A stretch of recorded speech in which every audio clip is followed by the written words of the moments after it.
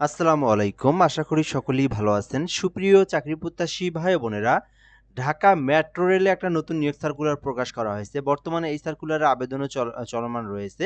তো এই সার্কুলারটা আপনারা দেখতে পারেন। আপনার শিক্ষাগত যোগ্যতা অনুযায়ী আপনি যদি আবেদন করতে চান, তাহলে আপনি আবেদন করতে পারবেন। তো এই সার্কুলারে এখানে সবকিছু দেওয়া রয়েছে। যেখানে পদের নাম রয়েছে, পদের সংখ্যা, বেতনের স্কেল, শিক্ষাগত যোগ্যতা, আবেদন কিভাবে করবেন, আবেদন করার প্রসেসটাও কিন্তু এখানে দেওয়া রয়েছে। তো ধৈর্য সহকারে ভিডিওটা আপনাকে একদম শেষ পর্যন্ত দেখতে হবে, তাহলে আপনি জানতে পারবেন, বুঝতে পারবেন এবং আবেদন করতে চাইলে সেটাও আপনি করতে পারবেন।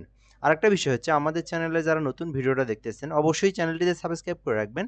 বাংলাদেশের সরকারি যত নিয়োগ সার্কুলার, সকল সরকারি নিয়োগ সার্কুলার আপনি এই চ্যানেলটি পেয়ে যাবেন। এক কথায় বাংলাদেশের সরকারি যত সার্কুলার প্রকাশ করা হয়, সকল নিয়োগ সার্কুলার এই চ্যানেলেই আপনি পেয়ে যাবেন। তো এখান থেকে আমরা দেখব, শতভাগ সরকারি মালিকানাধীন Dhaka mass transit company limited, যেটা হচ্ছে ডিএমটিসিএল, নিম্নলিখিত শূন্যপদ সমূহে চুক্তিভিত্তিক জনবল নিয়োগের লক্ষ্যে পদের পাশে কোম্পানির বেতন গ্রেড ও যোগ্যতা অভিজ্ঞতা সম্পূর্ণ বাংলাদেশি স্থায়ী নাগরিকদের নিকট থেকে আবেদনের জন্য আহ্বান করা যাচ্ছে।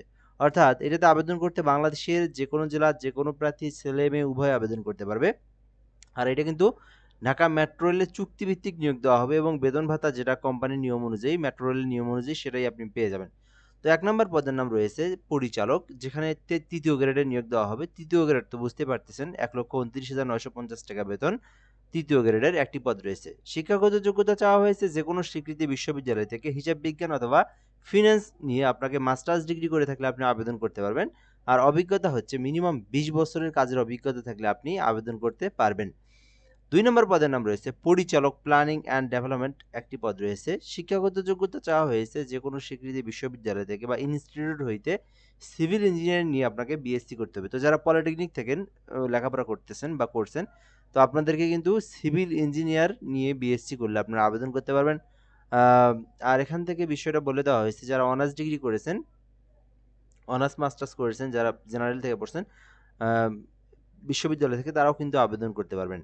আর এখানে যে অভিজ্ঞতার কথা বলা হয়েছে, যেহেতু ৩য় গ্রেড, ৪র্থ গ্রেড এগুলো তো আপনার অবশ্যই অভিজ্ঞতার কথা বলা থাকবে, এটাই স্বাভাবিক। এখানে বলা হয়েছে মিনিমাম ২০ বছর বাস্তব কর্মের অভিজ্ঞতা থাকলে আপনি আবেদন করতে পারবেন। ৩ নম্বর পদের নাম রয়েছে মহাব্যবস্থাপক অপারেশন, ৪র্থ গ্রেডে একটি পদ রয়েছে। ৬২ বছর পর্যন্ত আবেদন করতে পারবেন। এখানে আবেদনের জন্য শিক্ষাগত যোগ্যতা চাওয়া হয়েছে electrical and electronic and engineering and civil engineering অথবা মেকানিক্যাল ইঞ্জিনিয়ারিং অথবা কম্পিউটার সায়েন্স অ্যান্ড ইঞ্জিনিয়ারিং অথবা ইলেকট্রনিক্স অ্যান্ড কমিউনিকেশন ইঞ্জিনিয়ারিং নিয়ে আপনাকে অনার্স পাস করতে হবে। তো এখানে যে ডিপার্টমেন্টগুলোর নাম বললাম আমি, বা যে সাবজেক্টগুলোর নাম বললাম, এই সাবজেক্টগুলো নিয়ে যারা অনার্স কমপ্লিট করেছেন তারা কিন্তু আবেদন করতে পারবেন। আর এখানে মিনিমাম ১৫ বছরের কাজের অভিজ্ঞতার প্রয়োজন রয়েছে। এছাড়াও ৪ নম্বরে একটি পদ রয়েছে, যেটা ৪র্থ গ্রেডে নিয়োগ দেওয়া হবে। মহাব্যবস্থাপক, ৪র্থ গ্রেড। এটার বেতন স্কেল ১,১৫,০০০ টাকা। তো এখানে শিক্ষাগত যোগ্যতা চাওয়া হয়েছে যেকোনো স্বীকৃতি বিশ্ববিদ্যালয় থেকে ইলেকট্রিক্যাল অ্যান্ড ইলেকট্রনিক্স অথবা ইলেকট্রনিক্স অ্যান্ড কমিউনিকেশন ইঞ্জিনিয়ারিং অথবা ইলেকট্রনিক অ্যান্ড টেলিকমিউনিকেশন ইঞ্জিনিয়ারিং নিয়ে আপনাকে স্নাতক ডিগ্রি থাকতে হবে। তো এখানে যে ৩টা ডিপার্টমেন্টের নাম বলা হয়েছে, তো এই ৩টা ডিপার্টমেন্ট থেকে যারা অনার্স কমপ্লিট করেছেন এবং মিনিমাম ১৫ বছরের অভিজ্ঞতা রয়েছে, তারা কিন্তু আবেদন করতে পারবেন। আচ্ছা, এর নিচে আরো কিছু পদের সংখ্যা রয়েছে। মহাব্যবস্থাপক নিয়োগ দেওয়া হবে ৪র্থ গ্রেড, ১,১৫,০০০ টাকা বেতন, যেখানে শিক্ষাগত যোগ্যতা চাওয়া হয়েছে যেকোনো স্বীকৃতি বিশ্ববিদ্যালয় বা ইনস্টিটিউট হইতে সিভিল ইঞ্জিনিয়ারিং অথবা মেকানিক্যাল ইঞ্জিনিয়ারিং নিয়ে আপনাকে ইলেকট্রিক্যাল অথবা ইলেকট্রনিক্স ইঞ্জিনিয়ারিং নিয়ে স্নাতক ডিগ্রি। তো এখানে যে ডিপার্টমেন্টগুলোর নাম দেওয়া রয়েছে, এই ডিপার্টমেন্টগুলো নিয়ে যারা অনার্স কমপ্লিট করেছেন তারা কিন্তু আবেদন করতে পারবেন। আর এখানে অভিজ্ঞতার কথা বলা হয়েছে যে মিনিমাম ১৫ বছরের অভিজ্ঞতার প্রয়োজন রয়েছে। আচ্ছা, ৬ নম্বর পদ উপমহাব্যবস্থাপক একটি পদ রয়েছে। শিক্ষাগত যোগ্যতা চাওয়া হয়েছে যেকোনো স্বীকৃত বিশ্ববিদ্যালয় থেকে সিভিল ইঞ্জিনিয়ারিং নিয়ে স্নাতক ডিগ্রি থাকতে হবে। তো যারা সিভিল ইঞ্জিনিয়ারিং নিয়ে অনার্স কমপ্লিট করেছেন আর মিনিমাম ১০ বছরের কাজের অভিজ্ঞতা রয়েছে, আবেদন করতে পারেন। এছাড়া উপমহাব্যবস্থাপক রয়েছে, ৫ম গ্রেডে নিয়োগ দেওয়া হয়েছে। তো এখানে শিক্ষাগত যোগ্যতা চাওয়া হয়েছে যেকোনো স্বীকৃত বিশ্ববিদ্যালয় বা ইনস্টিটিউট হইতে ইলেকট্রনিক ইঞ্জিনিয়ারিং অথবা সিভিল ইঞ্জিনিয়ারিং অথবা মেকানিক্যাল ইঞ্জিনিয়ারিং অথবা ইলেকট্রনিক্স কমিউনিকেশন ইঞ্জিনিয়ারিং নিয়ে যারা অনার্স কমপ্লিট করেছেন তারা আবেদন করতে পারবেন। আর এখানে শিক্ষাগত যোগ্যতার পাশাপাশি মিনিমাম ৩ বছরের কাজের অভিজ্ঞতা থাকলে কিন্তু আপনি মহাব্যবস্থাপক পদে আবেদন করতে পারবেন। উপাধ্যক্ষ নিয়োগ দেওয়া হবে, ৫ম গ্রেডে একটি পদ রয়েছে। শিক্ষাগত যোগ্যতা চাওয়া হয়েছে মাস্টার্স ডিগ্রি। তো যেকোনো বিশ্ববিদ্যালয় থেকে যেকোনো বিষয়ের উপর মাস্টার্স থাকলে আপনারা আবেদন করতে পারবেন। আর মিনিমাম ১০ বছরের কাজের অভিজ্ঞতা থাকলে আপনি আবেদন করতে পারবেন। তো এই সার্কুলারটা বেসিক্যালি আ অভিজ্ঞতার কথা বলা হয়েছে।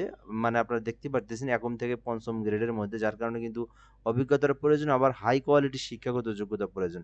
তো এইরকম যাদের রয়েছে তারা আবেদন করতে পারেন। আবেদনের জন্য বেশ কিছু বিষয় বলে দেওয়া রয়েছে। আমরা দেখে নেব এখান থেকে। আবেদন করতে এখান থেকে বলা হয়েছে নিয়োগ বিজ্ঞপ্তি সড়ক পরিবহন ও মহাসড়ক বিভাগের ওয়েবসাইট rthd.gov.bd, পরিবহন কর্তৃপক্ষ বিআরটিএ থেকে ওয়েবসাইটে DTCA.gov.bd থেকে আপনাদেরকে আবেদন ফর্ম সংগ্রহ করতে হবে এবং আপনাদেরকে এই কিছু ডকুমেন্ট যেগুলো দেওয়া আছে রয়েছে এই ডকুমেন্টগুলো আপনাকে কিন্তু সরাসরি পাঠিয়ে দিতে হবে। তো আবেদনপত্রের সঙ্গে আবেদনকারীকে অবশ্যই নিম্নলিখিত কাগজপত্রাদি প্রথম শ্রেণীর গেজেটেড কর্মকর্তা কর্তৃক সিলযুক্ত কর্তৃক সত্যায়িত করে নিতে হবে। তো যেখানে যে ডকুমেন্টগুলোর প্রয়োজন হবে মানে এখানে আবেদনের জন্য যে ডকুমেন্টগুলোর প্রয়োজন রয়েছে তার মধ্যে ১ নম্বরে রয়েছে ২ কপি রঙিন ছবি এবং প্রযোজ্য ক্ষেত্রে চাকরির বিবরণী এবং আইডি নম্বর, পার্সোনাল ডাটা শিট এবং জাতীয় পরিচয়পত্র, ছায়ালিপি এবং শিক্ষাগত যোগ্যতা সনদপত্র এবং সকল প্রশিক্ষণ প্রযোজ্য ক্ষেত্রে অভিজ্ঞতা এবং একজন এবং সত্যায়িত সনদপত্রের ছায়ালিপি। তো এখানে ক থেকে উ পর্যন্ত যে ডকুমেন্টগুলোর কথা বলা আছে সকল ডকুমেন্টগুলো আপনাকে প্রথম শ্রেণীর গেজেটেড কর্মকর্তা দিয়ে সত্যায়িত করে নিয়ে আপনাকে পাঠিয়ে দিতে হবে। তো একজন প্রার্থী শুধুমাত্র একটা পদে আবেদন করতে পারবেন। আর আবেদন কিন্তু একদম ১০ মার্চ থেকে শুরু হয়েছে, যেটা কিন্তু আপনারা ২৩শে এপ্রিল পর্যন্ত আবেদনটা করতে পারবেন। অর্থাৎ ২৩শে এপ্রিল পর্যন্ত আবেদনটা চলমান থাকবে। বর্তমানে কিন্তু আবেদনটা চলমান রয়েছে। আর এই আবেদনটা কিন্তু অনলাইনে না। এই আবেদনটা আপনাকে অফলাইনে করতে হবে। তো অফলাইনে আবেদন বলতে এখানে আপনার যে ঠিকানা দেওয়া রয়েছে কুরিয়ার সার্ভিসের মাধ্যমে পাঠিয়ে দিতে হবে। যেখানে বলা হয়েছে ২৩শে এপ্রিল ২০২৬ তারিখের মধ্যে অফিস চলাকালীন সময়ে কেবলমাত্র ডাকযোগে অথবা কুরিয়ারের মাধ্যমে পরিচালক Dhaka mass transit company limited, metro rail ভবন, MRT line ৬, depot Sonargaon Janapath sector ১৫-১৬, দিয়াবাড়ি, উত্তরা, ঢাকা এই ঠিকানায় আপনাকে পৌঁছাতে হবে। তো এখানে আরো কিছু বিষয় বলে যাচ্ছে। এখানে কিন্তু পেমেন্টের বিষয় একটা দেখেন। এখানে ৳২,০০০ কিন্তু পেমেন্ট করতে হবে। তো ৳২,০০০ পেমেন্ট করে কিন্তু আপনারা আপনাদেরকে কিন্তু যেকোনো ব্যাংক থেকে আপনারা ৳২,০০০ র এই যে অফারযোগ্য পে অর্ডার নিতে হবে, সেটা হচ্ছে ঢাকা ম্যাস ট্রানজিট কোম্পানি লিমিটেডের অনুকূলে। তো এর মধ্যে একটা বিষয় বলে নিই, যারা আবেদন করবেন সবথেকে ভালো হয় আপনারা এক কাজ করবেন।